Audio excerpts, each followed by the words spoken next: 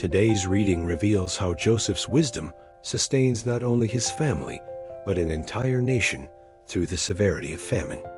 We'll read from Genesis 47 to 13 to 48 to 22, where Joseph manages Egypt's resources.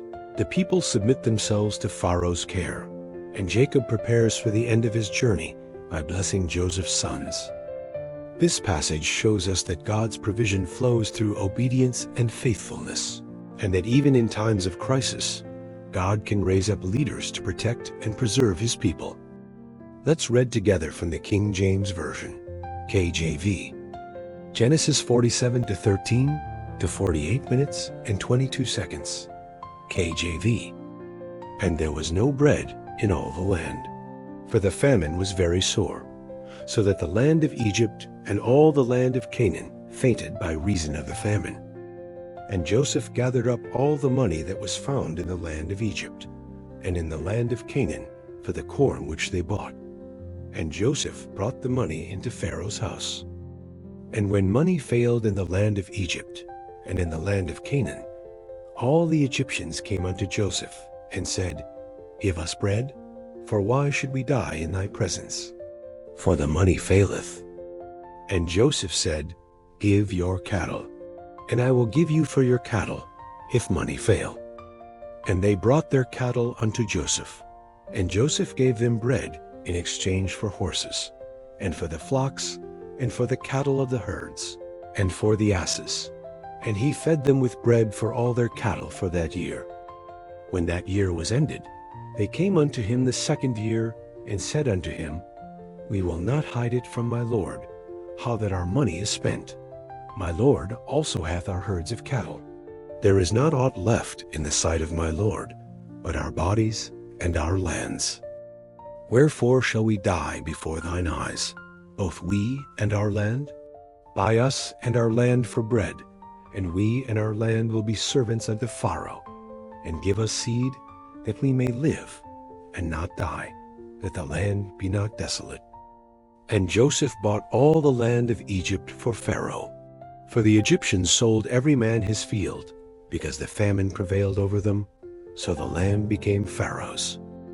And as for the people, he removed them to cities from one end of the borders of Egypt, even to the other end thereof.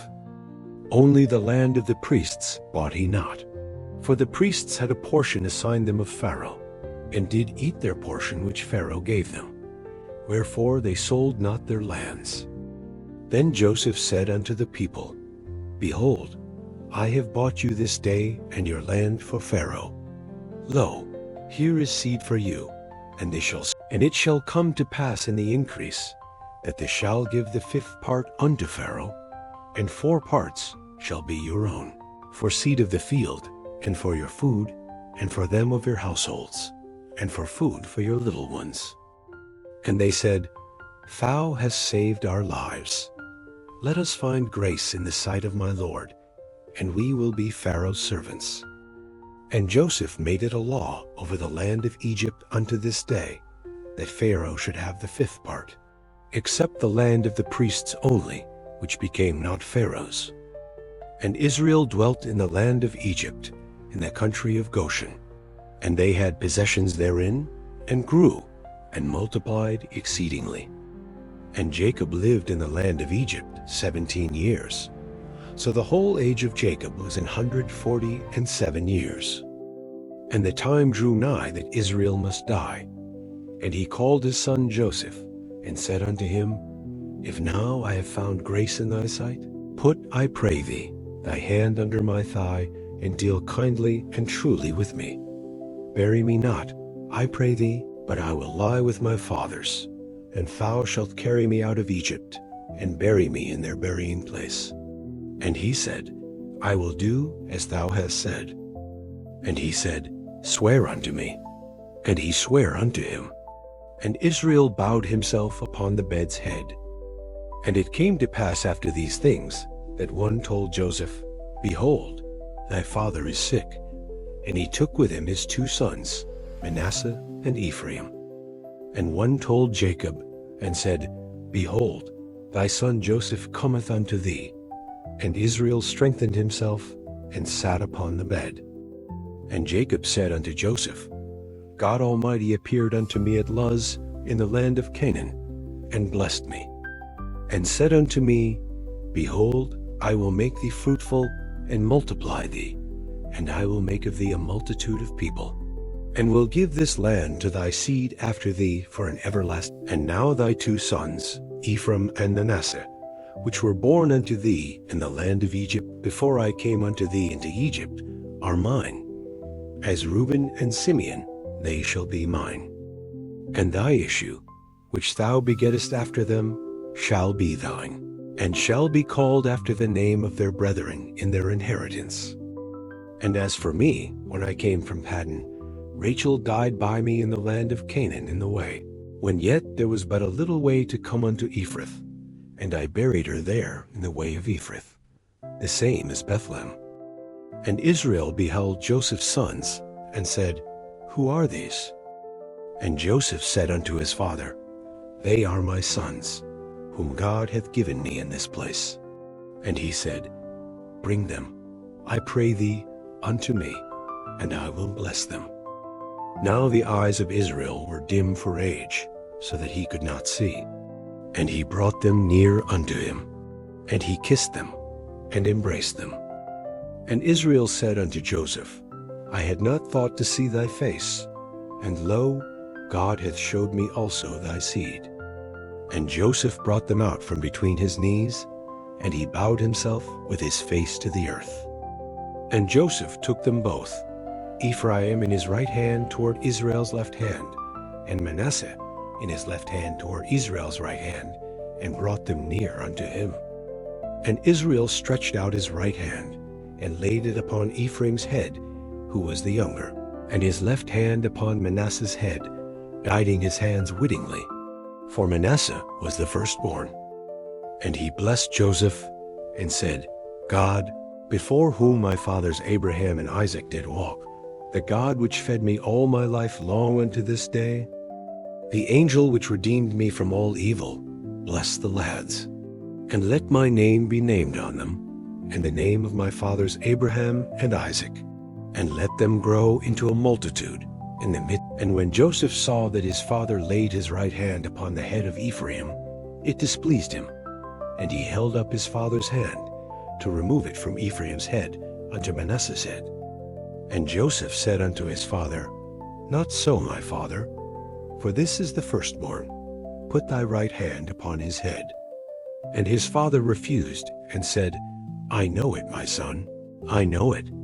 He also shall become a people, and he also shall be great. But truly his younger brother shall be greater than he, and his seed shall become a multitude. And he blessed them that day, saying, In thee shall Israel bless, saying, God make thee as Ephraim and as Manasseh. And he set Ephraim before Manasseh.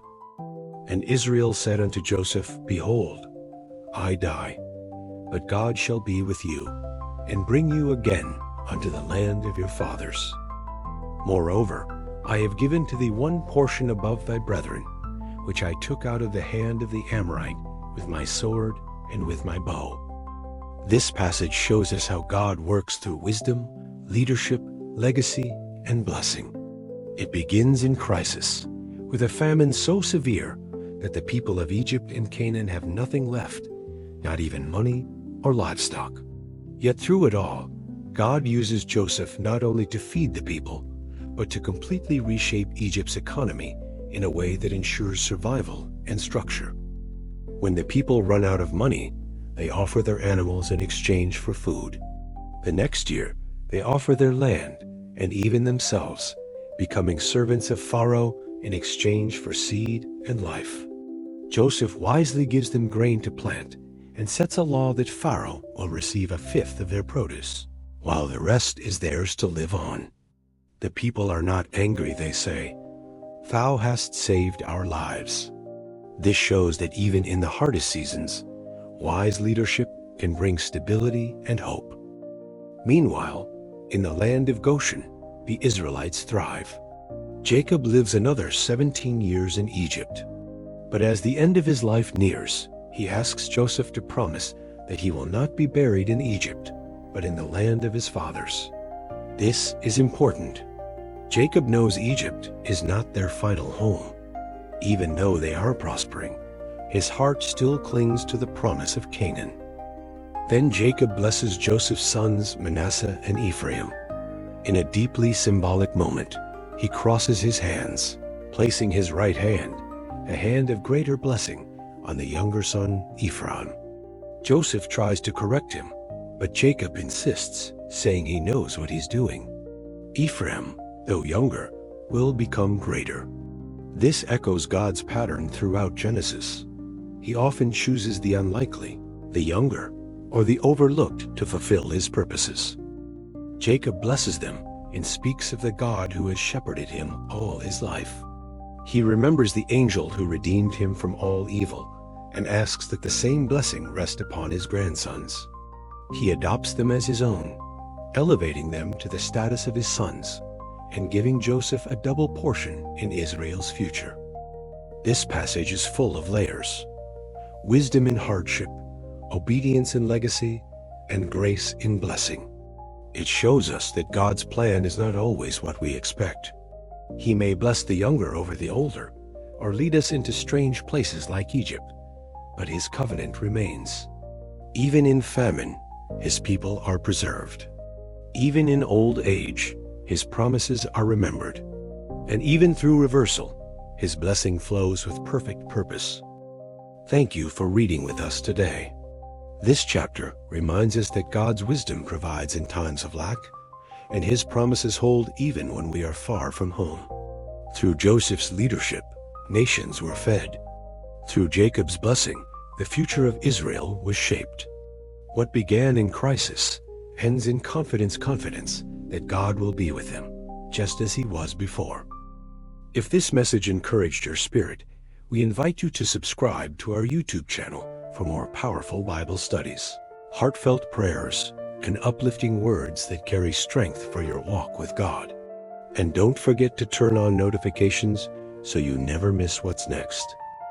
If you're walking through a difficult season or praying over your family's future, leave us a comment or send us a message. We would love to pray for you and your loved ones. All Bible verses used in this video are quoted from the King James Version, KJV, which is in the public domain and freely available for use. Our commentary, explanations, and additional content are original and intended for educational, inspirational, and devotional purposes.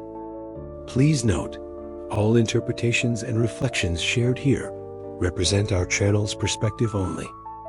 Even in a foreign land, even in a famine, God's people are never forgotten. His plans endure, his blessings multiply, and his faithfulness never ends.